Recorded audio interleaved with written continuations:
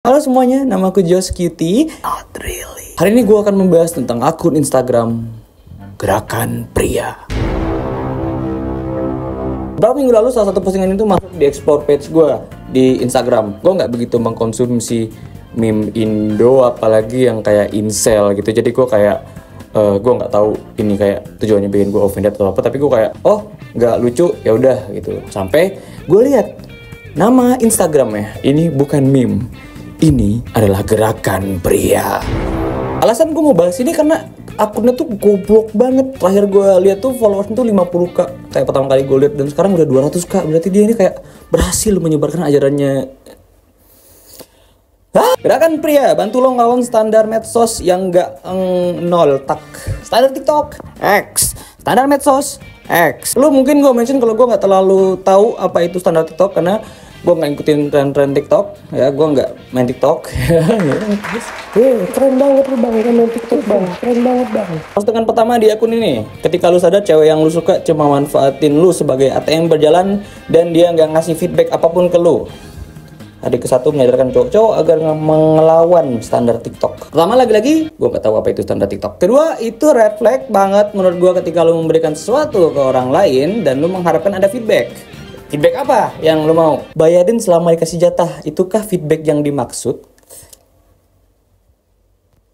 Sayang, aku akan memberikan ini kepadamu. Wah, terima kasih sayang. Cium gua!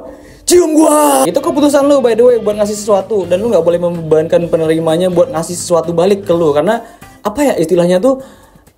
Ikhlas. Cowok gak harus ngasih tempat duduk ke cewek random yang bukan prioritas.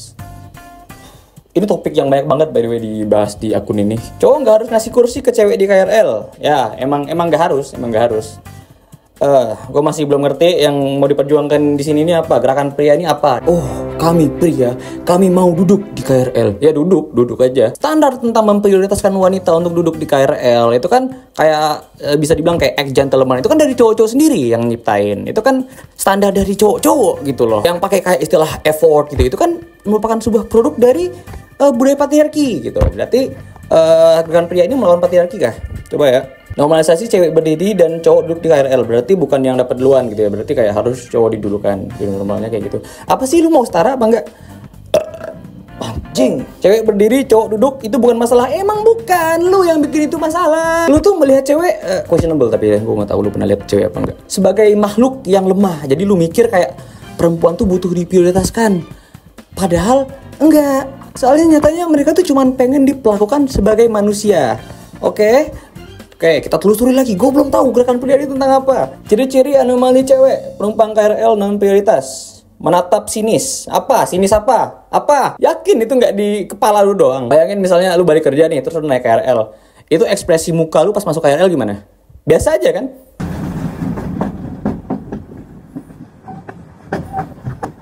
Ya mbak, duduk. Menyenggol lutut sebagai kode agar diberi tempat duduk. Sorry mas. Ya mbak, duduk. Merekam dan memviralkan cowok yang tidak mau memberikan tempat duduk.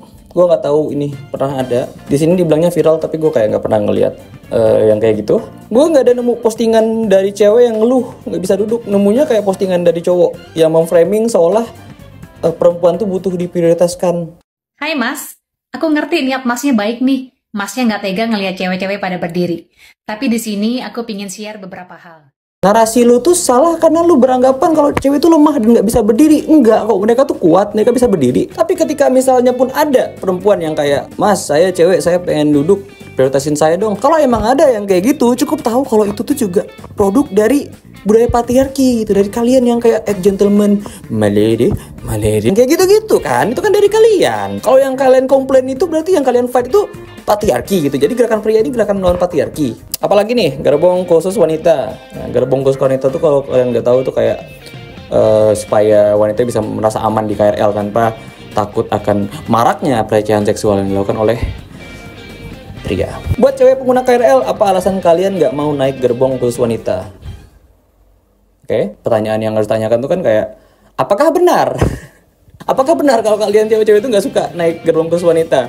Itu tanyain itu dulu baru nanya alasannya. Karena nggak ada data valid yang bilang kalau perempuan tuh nggak suka naik gerbong khusus wanita. Gue sampai kayak nanya ke teman gue yang cewek gitu, yang dia naik KRL kayak bener nggak? Ini bener nggak? Enggak katanya. Alasan paling valid kenapa perempuan nggak naik gerbong khusus wanita adalah karena rame banget. Kalau nggak ada yang suka naik gerbong khusus wanita, terus kenapa bisa rame ya? Berarti dasar argumen lu soal kayak cewek tuh nggak suka naik gerbong khusus wanita itu dari 5 komentar yang out of context ini. Next meme everybody. Cewek 3 dari 10 merasa dirinya layak mendapatkan pria 9 dari 10 karena cewek tersebut menilai dirinya sebagai 8 dari 10 atau 9 dari 10, padahal si cowok melihat cewek tersebut sebagai 3 dari 10 sesuai realita. Realita apaan? Siapa lu yang netapin dia 3 dari 10? Lu netapin dia 3 dari 10. Yang gue bayangin kenapa lu ngepost ini, lu kayak ngerasa diri lu tuh 3 dari 10 gitu kan. Lu ngakunya realistis padahal ya insecure aja. Terus lagi deketin nih cewek yang menurut lu 3 dari 10 juga. Terus pas dianya nggak mau, lu kayak wah, cewek ke 3 dari 10 kok maunya sama yang 9 dari 10? Enggak, itu lu doang yang 3 dari 10. Dianya jauh di atas lu. Di komennya ada mention kalau ini adalah hipergami. Ini kalau gua Google nih, adat perkawinan dalam sistem kasta yang mendorong agar seorang gadis menikah dengan seorang pria dari kastanya sendiri atau dengan pria dari kasta yang lebih tinggi. Oke, dipin. Oke, komentarnya dipin. Jago. Secara historis hipergami ini dimana kayak cewek harus menikah dengan cowok yang statusnya lebih tinggi atau sama gitu untuk menaikkan status cewek ini, itu secara historis awalnya dari patriarki. Karena adanya keterbatasan akses untuk wanita di zaman dulu itu buat pendidikan, terus buat kayak bekerja, ya satu-satunya cara atau cara terbaik bagi seorang wanita untuk menaikkan statusnya itu ya dengan menikah dengan pria yang statusnya lebih tinggi. Itu tuh kayak cara terbaik untuk mendapatkan keamanan dan mobilitas sosial gitu. Nah, kamu bilang juga waktu gue ngeliat komentar ini yang hipergami ini dan dipin juga, gue kayak mikir mungkin ini yang dimaksud standar TikTok. Ini yang coba di fight sama gerakan pria ini. Berarti yang coba mereka lawan di sini adalah sistem di mana laki-laki selalu dikaitkan dengan harga dirinya itu dengan dominasi atau pencapaian gitu. Tapi ketika mereka tidak sanggup gitu, tidak terpilih dalam hal ini, mereka menyalahkan sistemnya. Padahal kayak ya mereka bagian dari sistem ini gitu. Berarti kayak gerakan pria ini gerakan melawan patriarki kah? Suami nafkahin istri nggak pernah dibilang mirip majikan, tapi kenapa istri nyiapin makan buat suami dibilang mirip pembantu? Masalahnya itu ada pada ketidaksetaraan kekuasaan dan kontrol pada konteks itu. Bukan siapa yang ngasih duit, siapa yang masak, tapi bagaimana gender di sini itu dikonstruksi dengan secara timpang. Laki-laki yang bisa ngasih duit, bisa menafkahi istri dan anaknya itu dianggap sebagai kepala keluarga, bisa dianggap sebagai pemimpin, dianggap sebagai ya pahlawan keluarga gitu. Tapi kalau misalnya ada istri yang masak atau ngurus rumah tangga, dia kayak emang tugas istri emang kayak gitu. Walaupun gue sebenarnya bingung sama poin dari postingan ini itu apa. Gue nggak tahu maunya apa. Lu mau dipanggil sebagai majikan kah? Berarti lu setuju gitu kalau pemberi nafkah itu bisa diperalat sebagai alat untuk dominasi dan kontrol. Buat cowok yang akunya realistis, kalian bakal pilih yang mana? Realistis, cewek realistis, ada cowok realistis, mana cowok realistis? Yang satu cewek yang menurut dia 5 dari 10 bisa masak dan lain-lain, full time ibu rumah tangga, atau cewek yang menurut dia 9 dari 10 tapi mandiri dan wanita karir. Pendapatnya 0 kali lipat, terus wanita karir. Itu emang hal yang jelek ya emangnya. Berarti rumah tangga ideal menurut lu itu ketika dalam sebuah rumah tangga ada salah satunya yang memiliki kapabilitas untuk mendominasi gitu dalam bentuk mencari nafkah. Tapi yang punya kapabilitas itu cuma boleh kalau itu laki-laki. Goblok lu berarti kalau kayak gitu. Child free juga itu kan preferensi hidup. Itu kayak ya dia mikirin kesanggupan dia bisa nggak nih punya anak dan mendidik anak ini. Takutnya kayak gedenya kayak lu gitu. Atau justru ini konotasinya salah. Konotasinya itu kayak yang kanan ini dianggap sempurna. Untuk cowok-cowok yang realistis dia kayak nggak mungkin dapat yang kanan ini, jadi mungkinnya pasti dapat yang ini. First of all, kalau lu punya pikiran kayak gitu, yang kiri juga nggak mau sama lu, goblok. Kedua, bukankah yang melakukan di sini adalah menetapkan standar untuk perempuan tuh harus bagaimana? Katanya gue ngelawan standar TikTok. Munafik berarti kalau lu nggak bolehin perempuan punya preferensi sendiri, punya kayak standar cowok aku harus kayak gini, tapi lu boleh gitu punya standar cewek lu harus kayak gini. Dan jangan pakai alasan kalau standar cewek itu ketinggian gitu. Kita cowok nggak bisa menuhin itu karena standar yang ditetapkan ini lebih tinggi.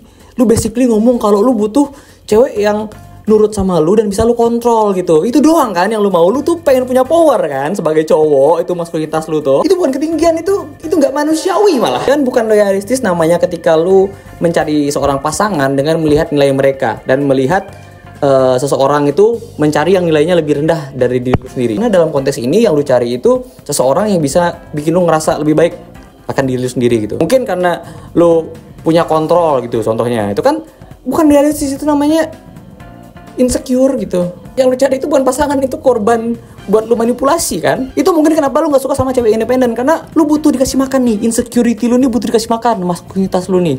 Lu pengen jadi seseorang yang mendominasi dalam sebuah hubungan. Ketika itu gak dikasih makan karena lu pacaran sama cewek yang independen, lu kayak, oh masa dia bisa hidup sendiri tanpa laki-laki? Kan cewek gak bisa hidup tanpa laki-laki. Lu kayak gitu ya, lu marahnya gara-gara itu. Next. Me. Tambah lagi wishes doa untuk jodohku, ya Allah. Paham agama, memuliakan istri, kaya raya, tidak boleh berprasangka buruk. Mungkin dia setara. Apa dia berdoa loh, ini. Lu insecure banget sumpah. Lu kayak, lu maksudnya apa sih? Lu kayak maunya dia tuh berdoa kayak, ya Tuhan berikan aku suami, amin. Ya Tuhan untuk rezekiku, amin. Apa? Lalu ada kayak banyak juga postingannya tuh kayak pesan-pesan buat cowok-cowok gitu yang bingung sebenarnya poinnya apa. Normalisasi nikah sederhana. Ini lu bisa baca sendiri aja. Dia tuh kayak memberikan sebuah informasi tentang sesuatu yang basic, tapi kayak somehow dijelaskan dengan cara yang paling tidak efektif. Tuh captionnya kayak panjang banget, tapi intinya tuh nikah biasa aja. Yang penting setelah nikahnya. Misalnya mertua lu minta mahar yang tinggi atau enggak realistis ya, mundur. Itu pesan lu. Mungkin saya akan memperkenalkan kalian akan sesuatu, sebuah kata, mungkin kalian nggak pernah dengar. Ini komunikasi. Agak susah memang ngejanya. Komunikasi. Kayaknya komunikasi ini bisa jadi jalan keluar untuk banyak masalah yang kamu permasalahkan di akun ini. Cewek standarnya ketinggian, ya lu komunikasiin sama dia. Tapi lu nggak suka kan? Lu sukanya komunikasi yang satu arah, yang lu ngomong dia nurut doang gitu. Kalau dia yang nggak mau, ya udah lu mundur. Cewek kok independen. Ketika mereka berani bersuara, lu kayak, wah dia menyuarakan sesuatu yang bertentangan dengan yang saya percayai. Saya tidak mau komunikasi dengan dia, mending saya mundur.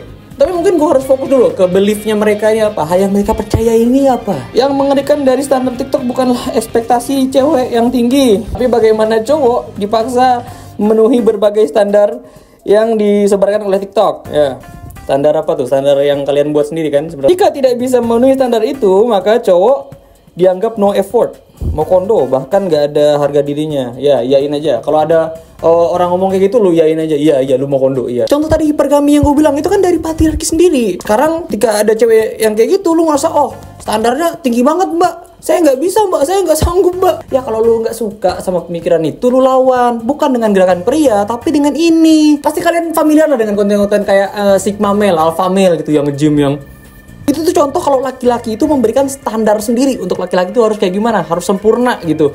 Lu nggak pernah bikin konten yang ngelawan itu, lu nggak masalah sama hal itu. Tapi ketika cewek berani bersuara, lu ngelawan, lu nggak suka cewek ngasih standar buat cowok. Berarti yang lu nggak suka itu bukan standarnya yang ketinggian, tapi lu nggak suka kalau cewek berani bersuara. Lu nggak masalah cowok-cowok alpha, cowok-cowok sigma netapin standar kalau cowok tuh harus sempurna. Tapi kalau cewek yang ngomong, aku pengen punya cowok yang sempurna, ini lu marah. Lu kayak, oh standarnya ketinggian banget, aku nggak bisa dapet pasangan. Dan lu juga marah karena cewek-cewek di TikTok ini yang berikan standar-standar cowok harus gimana. Itu mengedukasi perempuan-perempuan yang lain untuk kayak, lu nggak boleh nyari pasangan sembarangan, lu harus punya standar. Tapi lu marah kan karena ini menipiskan jumlah perempuan yang bisa lu manipulasi. Lu insecure karena akhirnya cewek-cewek di TikTok itu udah pintar dan mereka nggak sembarangan lagi pilih pasangan. Mereka udah dapat pandangan, mereka mau pasangan yang kayak gini, mereka punya standar. Dan lu marah karena standar itu ketinggian, yang padahal awalnya kalau ditarik standar itu dari cowok-cowok juga. Banyak banget kayak masalah yang dibahas di sini tuh kalau ditarik masalahnya yaitu dari patriarki itu lu harus, yang gerakan pria itu harusnya ngelawan itu dong. Padahal cewek independen udah banyak, tapi kenapa cowok mapan sedikit? Ini dia ngeparafrase kata-katanya Prilly ya. Poinnya itu yang dirayakan adalah independensi untuk wanita, dimana wanita itu tidak lagi harus bergantung pada pria. Tentu saja itu berlawanan sama belief lu, dimana perempuan ideal menurut lo adalah perempuan yang tidak bebas dan bisa dikontrol. Lalu kenapa harus dirayakan? Kenapa kayak kita harus bilang, oh akhirnya perempuan di Indonesia yang independen sudah banyak, karena itu adalah sesuatu yang diperjuangkan. Harapan untuk perempuan adalah terbebas dari ketergantungan terhadap pria. Mereka pengen independen. Jadi ketika itu tercapai, ya mereka merayakan itu. Sementara standar yang kalian bikin sendiri, laki-laki harus mapan, laki-laki harus bisa menafkahi, itu kan standar yang kalian buat sendiri. Jadi kayak perempuan pengennya independen, laki-laki pengennya mapan. Dibandingin dong, perempuan yang independen udah banyak, yang mapan sedikit. Gitu maksudnya tuh itu. Lu mau dirayain lagi kayak oh cowok independen udah banyak. Dunia ini society, lu banyak disebut society by the way di sini. Society ini dibuat dari dulu itu untuk laki-laki. Kita laki-laki kita punya privilege, kita nggak perlu memperjuangkan hal itu karena itu udah ada di diri kita. Kita udah bebas. Pria yang independen di Indonesia akhirnya sudah banyak. Let's go. Kebodohan cowok adalah baperan sebagai suami untuk cewek yang bahkan belum tentu istrinya.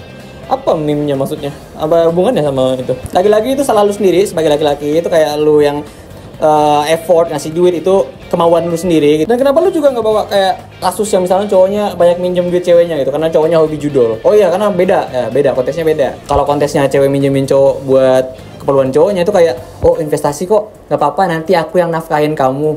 Sekarang kamu bantu aku dulu di masa-masa aku susah ini. Itu ya mindsetnya. Oh ada ternyata meme-nya yang nyerang laki-laki, tapi tulisannya biar adil. Cewek zaman sekarang gak ada yang benar, standar TikTok semua. Ini lu. That's you. That is you. What the fuck? Emang benar ya, zaman sekarang cewek lebih gampang buat keterima kerja dibanding cowok. Oke, ini udah goblok banget nih, lu insecure-nya udah kejauhan. Lu pengangguran, lu nyalahin cewek sekarang. Karena sejak lahir cewek udah diberi nilai oleh Tuhan yaitu kecantikan. Ini nggak ada kayak datanya itu nggak ada kayak buktinya itu gini nggak ada. Dia cuma kayak emang bener ya. Ini sih. Mungkin lu marah karena kayak lapangan pekerjaan yang awalnya dulu hanya memprioritaskan laki-laki gitu, yang male dominated. Tiba-tiba ketika udah disetarakan, lu kalah unggul sama perempuan. Aduh, gimana nih? Pasti mereka pakai tampang mereka doang karena mereka perempuan mereka jadi diterima. Enggak anjing, lu ngapain marah-marah gitu? Lu kerjaannya main ML sama coli doang. Bahkan ada komen yang kayak ngasih tahu gitu kayak ini nih nggak bener, tapi lu nggak peduliin. Atau mungkin ini rage bait ya. Goblok dong kalau gitu gue. Sebuah ironi bahwa pria menggunakan uangnya untuk menarik perhatian wanita, tetapi pria membenci wanita matre. Ya. Dan beberapa wanita menggunakan tubuhnya untuk menarik perhatian pria. Itu asumsi lu doang ya, asumsi lu kayak wanita berpenampilan menarik itu untuk menarik perhatian laki-laki. Itu asumsi lu doang, itu enggak ada gitu. Tetapi benci jika tubuhnya dipandang sebagai objek. Pria menggunakan uangnya untuk menarik perhatian wanita ya, karena mungkin pria itu nggak ada personality gitu. Dia cuma punya uang, cuma bisa menafkahi doang, dia abuser mungkin. Itu urusan lu, tapi itu lu mau ngeluarin atau enggak itu urusan lu, masalahnya di lu. Lagian juga stigma cewek matre itu kan awal lahirnya juga dari budaya patriarki gitu. Kalian yang menetapkan keharusan untuk laki-laki harus bisa menafkahi gitu, mungkin bisa sebagai alat dominasi gitu. Yang kalian komplain ini asalnya dari kalian sendiri gitu. Tapi cewek menggunakan tubuhnya untuk menarik perhatian cowok-cowok, itu asumsi lu. Mereka tuh pengen cantik, pengen berpenampilan menarik. Itu bukan buat cowok-cowok, itu buat apa ya? Mereka sendiri mungkin. Orang yang punya pikiran kalau cewek itu berpenampilan menarik untuk menarik perhatian cowok-cowok doang adalah orang yang sama yang melihat cewek sebagai objek. Jadi ya, masalahnya balik ke lu lagi. Nggak ada, dia masak apa anjing dia. Jika kamu merasa bodoh, ingatlah di luar sana ada cowok yang masalah orang loh ini. Jika kamu merasa bodoh, ingatlah di luar sana ada cowok yang menghabiskan uangnya hanya untuk cewek yang tidak memberikan feedback, tantuman dan bikin pusing. Oke. Apa sih lu mau apa sih? Ini masalah orang loh. Lu nggak tahu seluk beluknya, lu ketawain gitu. Kasihan ya. Demi apa? Demi lu ngerasa diri lu lebih baik kan? Lu kayak apa ya bahasanya tuh? Insecure. Urusan orang lo nggak tahu apa-apa diketawain. Penyerang yang membobol gawang banyak kiper adalah penyerang yang hebat. Kiper yang gawangnya kebobolan oleh banyak pemain adalah kiper yang buruk. Kalau gini maksudnya ini ya, kayak kalau badikan cowok banyak itu berarti cowoknya keren. Terus kalau badikan cewek banyak itu berarti ceweknya murahan gitu. Ini lu punya pemikiran yang seperti ini ya? Maksud lu ngepost ini nih? Stop. Ternyata berbagai permasalahan yang dialami cowok dan bahas di akun ini cuma dianggap sebagai hal yang absurd. Ini komentar yang benar kok, ini kayak ngasih tahu yang benarnya kayak gimana. Contohnya mungkin ini komentar dari postingan yang KRL tadi. Ya itu masalah yang nggak perlu ada gerakan buat ngelawan itu, karena itu bukan sebuah masalah. Oke, lebih jelas kita baca deskripsinya deh. Suara cowok nggak didengar. Ini alasan masalah pria sering dianggap absurd. Saat cowok bicara soal tekanan mental, ekspektasi kerja, dan konflik personal, society sering anggap itu lebay. Tahu nggak society mana yang anggap itu lebay? Kenapa? Karena patriarki mungkin. Karena mitos pria harus kuat bikin masalah mereka dianggap tidak valid. Siapa yang buat nih? Siapa yang buat pria harus kuat nih? Siapa yang buat kata-kata pria harus kuat? Itu siapa? Akar masalahnya. Oke, dia mau bahas akar masalahnya nih. Oke, are you ready guys? Stigma maskulinitas toksik. Cowok nggak boleh nangis. Ya, siapa yang buat tuh? Siapa yang bias gender terbalik? Oh, bisa-bisanya seorang ini ya. Gerakan pria ini pengen kesetaraan berarti dia. Isu perempuan didengar. Isu pria dianggap sebagai privilege. Kalau emang lu dengar masalah yang dipermasalahkan oleh perempuan, lu kayaknya nggak bakal ngomong kayak gini deh. Walaupun gue yakin nih, lu nggak tahu, lu nggak denger masalah mereka itu apa. Karena gue yakin privilege sendiri ini aja lu nggak tahu itu maksudnya apa. Oke, kita kasih contoh deh. Apa? Isu perempuan dulu. Perempuan isunya apa biasanya? Kekerasan seksual. Pelakunya cowok. Yang disalahin siapa? Ceweknya dong. Kenapa mancing-mancing? Society itu kayak gitu. Pelakunya dibiarin bebas. Lu cewek yang harus pakai baju yang bener, nggak usah mancing-mancing. Enggak, anjing, otakku isu perempuan tuh penting karena yang dilibatkan tuh adalah laki-laki sebagai pelakunya. Lu cowok, lu nggak perlu ngawatirin ini. Itu privilege lu adalah lu nggak perlu mikirin hal-hal ini. Misalnya ada feminisme, gerakan yang memperjuangkan hak-hak perempuan. Lu nggak perlu mikirin ini bukan masalah lu karena lu nggak alamin itu. Itu namanya privilege. Contoh simple kayak lu jalan malam-malam sendirian, lu ngerasa kayak oh aman kok, emang aman aja. Tapi itu privilege, lu emang nggak ngerasa lu spesial. Tapi lu nggak ngerasa bahaya, itu privilege. Contoh lain lagi, misalnya revenge porn, itu kayak ada video-video bokep yang disebarnya di Twitter gitu. Yang susah, yang jadi korban, itu korbannya loh, yang jadi korban lagi dia. Cewek yang ada di video-video kayak gitu, itu tuh hidupnya hancur. Dia kayak bisa aja dia susah nyari kerja, dia punya trauma, dia dipandang rendah sama orang-orang di sekitarnya. Tapi society bakal nge-punish si cewek ini. Padahal yang salah siapa? Yang nyebarin dong, yang ngerekam dong gitu. Tapi kita bahkan nggak tahu siapa yang ngerekam, kita nggak tahu siapa yang nyebarin karena fokus kita nggak ke situ. Ini isu yang harus dibawa nih. Lu mau bandingin sama apa? Bandingin sama isu lu mau duduk di KRL. Isu-isu yang lu angkat di akun ini itu kebanyakan kalau lu tarik lagi itu adalah produk dari patriarki gitu. Apalagi isu pria? Oh, kita cari sumbernya. Kita cari sumbernya langsung. Isu pria itu apa aja? Nah, finansial yang tadi mungkin ya. Itu kan standar cowok harus mapan, cowok harus bisa menafkahi. Itu kan sesuatu yang lu bikin standarnya. Itu standar dari diri lu sendiri dan lu banggain di akun ini. Dan percaya nggak percaya, stigma cowok harus mapan ini juga dilawan loh oleh perempuan. Dengan cara apa? Dengan cara perempuan nggak usah bergantung lagi sama laki-laki. Dengan cara perempuan menjadi independen. Tapi pas ada wanita karir, wanita yang independen yang bisa menuhin kebutuhannya sendiri, lu nangis, lu marah-marah. Padahal kan berpotensi buat menghilangkan stigma ini. Isu yang lu permasalahin ini itu kan bisa hilang. Tapi lu nggak terima. Apa? Lu mau ngontrol, lu maunya lu berkuasa lagi. Berarti lu gak ngelawan patriarki, anjing. Gue gak tahu yang lu lawan itu apa. Cewek itu gak usah kerja deh, mending di rumah aja, ngurus anak, ngurus rumah. Kita aja cowok-cowok ini yang menafkahi. Tapi kita cowok-cowok ada masalah, tekanan finansial. Tolol gitu. Kalian ini adalah bagian dari mengapa isu-isu pria itu dianggap absurd. Karena kalian menyampaikannya dengan cara memojokkan wanita, dengan cara yang misoginistik. Ya iyalah dianggap absurd lu. Masalahnya dari lu sendiri awalnya gitu. Tapi sebenarnya boleh lu mau tarain apa perasaan lu ke orang-orang dekat lu, nggak apa-apa, asalkan caranya jangan tolol, jangan nyalahin orang. Apalagi nih ya, gue belum baca full loh ini. Padahal bunuh diri pria 3 kali lebih tinggi data WHO. Ya, itu karena stigma yang kalian buat tadi kan, pria harus kuat itu. Waktunya berubah. Let's go. Untuk pria, aku pria, berani buka suara. Masalahmu valid dan minta bantuan bukan aib. Ya, selama cara lu nyampein masalah lu bukan tolol kayak akun ini, ya boleh aja, bisa aja.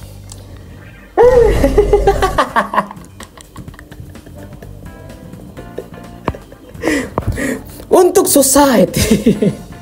Untuk society ini patriarki kan maksudnya berarti. Stop bilang cowok lemah. kalau galau, dengar tanpa judgement ya. Tuh. Dengar ya, yang paling penting tuh dengar. Jadi kalau ada masalah ngomong ke psikolog. Jangan lu pendem terus lu ke gym. Untuk media, beri porsi yang setara pada isu pria, bukan cuma fokus pada wanita. Kasus kekerasan seksual kembali terjadi di KRL. Kali ini berita kedua, pria ini patah hati karena ditinggal oleh pasangannya. Seorang wanita kesulitan untuk mendapatkan pekerjaan. Dia mengalami trauma yang berat serta dianggap rendah oleh lingkungan-lingkungan sekitarnya. Dikarenakan video yang disebarkan oleh mantan pacarnya. Berita kedua, pria ini harus berdiri di KRL. Kasihan sekali guys. Sebenarnya tuh banyak postingan tolol nggak berbasis apa-apa yang cuma murni misoginis doang di akun ini. Tapi gue nggak bisa cover semuanya demi kesehatan mental gue dan kelelahan otak gue.